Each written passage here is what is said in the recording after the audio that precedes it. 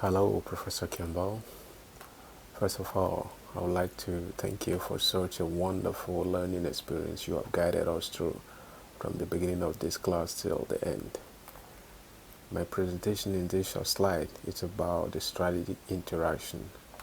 In short, I'm going to dive into how actors or states in international spheres interact strategically when there is an opportunity to either cooperate or compete with one another. With that said, let me first introduce the question I'll be answering in this presentation. What is strategic interaction? How does strategic interaction affect observable international relation outcomes? So, in this perspective, I'll be describing how actors send credible signals about the strategies being considered and analyzed, a contemporary historical event in which coordinated strategies deployed by actors have changed expectations based on power.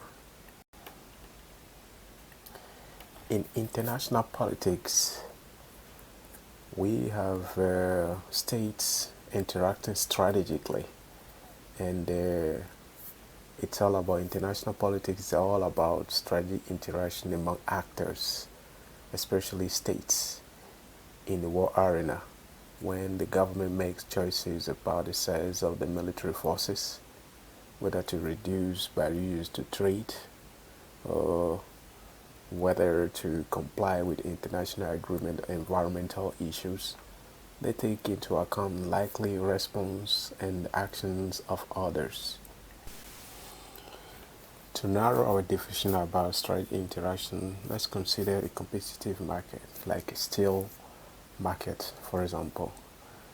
In this kind of market, firms do not compete with other firms on an individual basis.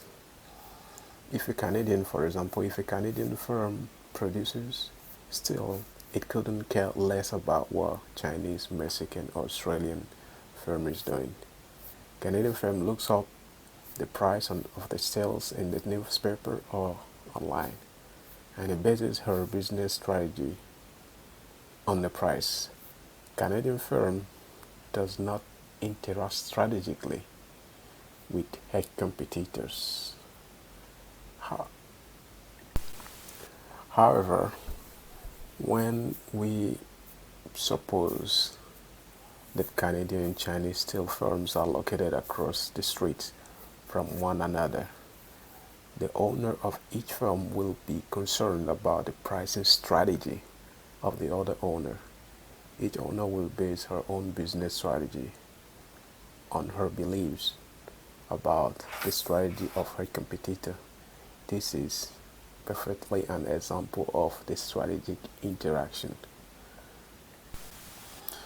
Strategic interaction is very important when a small number of people or states engage in bargaining, conflict, or competition.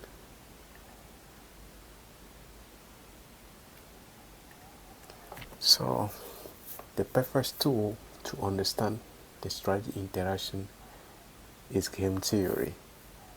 Game theory refers to a set of mathematical tools used to analyze strategic interaction. Game theory is often applied in economics, political science, military science, etc. Game theories, players, which are decision makers, they adopt strategies. In this time, the strategy can be complete action, and they receive payoffs, reward or punishment, which depends on the strategy of all the other players. There must be at least two players in a game, but games with any numbers of players can be analyzed. So, we can frame a strategy as a complete plan that describes the action player will take in every circumstance that she can observe. Sometimes a strategy will involve only one action. For instance, the US decided to cut tie with China, or the US decided to sanction Russia. It doesn't require any feedback, any action from Russia. The only action that's taken here is US deciding to cut the tie with China, and that's all. And but sometimes some strategies are complex plans that involve many possible actions. To put every information into a context, let's consider USA and China trade deal. The US and China have experienced unbalanced commercial relationship for decades, and the election of Trump triggered uncertainty in reaching any agreement, as Trump is bullheaded to cut all ties with China. Trump is convinced that China is exploiting US for their goods and refuses to continue to trade with them despite the benefits. This situation creates a perfect game theory scenario to understand the strategic interaction of the two countries in the process of reaching any trade agreement. In game theory, there are many models to interpret the interaction of actors, and the best model for our case here is prisoner dilemmas. In the framework of prisoner dilemmas, both countries have opportunity to make a decision to either cooperate or to compete with one another. By cooperating, both choose to trade. The higher utility will be gained. By choosing to compete, not to trade, while the other player chooses to cooperate, will yield the lowest utility. By both choosing to compete, neither player will gain utility. So the question here is, can we use game theory to predict the outcome of strategy interaction? What strategy should we expect from US and China to adopt in their prisoner dilemmas? Unfortunately, game theory has a number of different solution concepts that sometimes predict different outcomes. The most commonly used solution concept is the NASH equilibrium, also known as an equilibrium, named after the mathematician John Nash. The Nash equilibrium is a strategy profile in which each player has chosen the strategy that is best responds to the strategies of the other players. Equivalently, in Nash equilibrium, if all players found out what the others were going to do, no player will want to change from the chosen strategy. Does the word equilibrium make sense in this situation of trade deals between US and China? Why? Let's find it out. Alright, let's suppose both China and US decided to trade. Is that an equilibrium? Given that China has chosen to trade, what happens to US if it deviates from trading to not to trade? Therefore, trade is not an equilibrium in this equation. Is not trading and trading an equilibrium? China will get 0 instead of 25 if she deviates to not trading, so it is not. Similarly, trading and not trading is not an equilibrium in this context. Is an equilibrium? Given that China has chosen not to trade, will US prefer to play not to trade too? Yes, it will lose more from deviating to trade.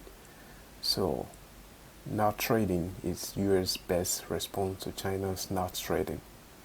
Given that US has chosen to play not to trade, China's best response is to play not to trade as well.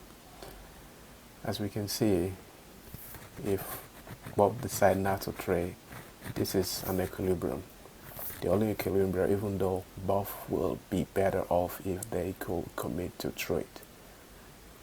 For each player, not trading is a strictly dominant strategy. It is better to play not to trade, no matter what the other person does.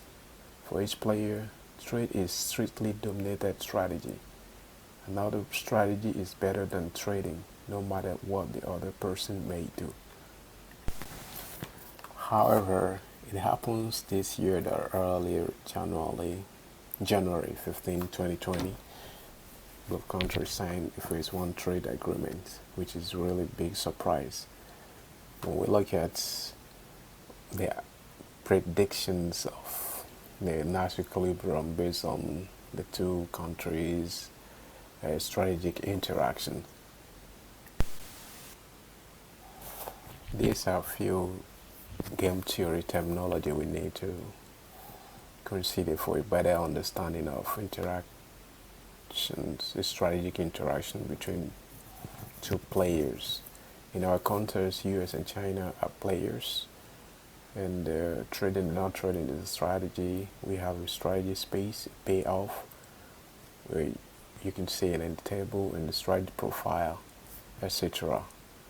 So this leads to our conclusion. In conclusion, with this course, I'm able to see and understand why and how policy strategies, conflicts, and law have an impact around the world. My perspective about contemporary strategy questions has broadened as we touched upon many thematics relating to international politics, such as rational choice, bargaining, international organization, distribution of power, rationality, and terrorism, etc. These paradigms of the international society is a constant reminder that the global system is subjected to changes and uninterrupted evolution, and it is our duty as students to channel our understanding and knowledge about international system in the same direction. Thank you so much.